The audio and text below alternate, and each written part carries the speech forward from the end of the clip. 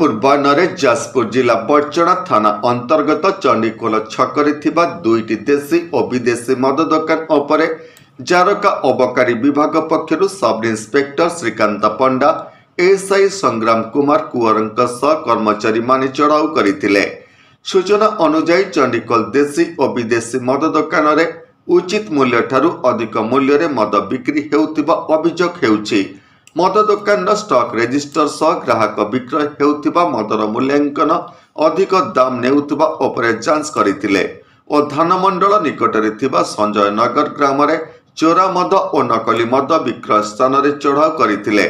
मद माफिया माने निजर दुकान बंद करी छत्रभंग देइथिले।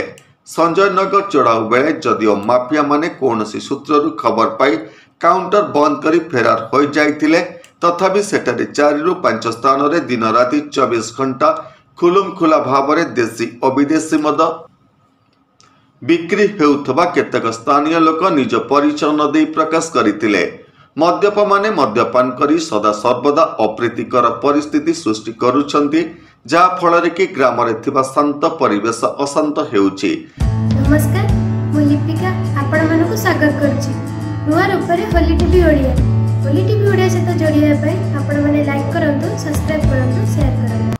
स्थानीय पुलिस ए सब जानितिले मध्य तांकर अहेतुक अनुकंपा और माफियांक विरुद्ध रे कोनोसी कार्यानुष्ठान ग्रहण न करिबा कोन दर्शाउछि एवं ठोस न नेबा पछरे माध्यम कोन ता काहाकु अजणा नाही। एने अबकारी विभाग पक्षरु तदंत जारी रहिछि।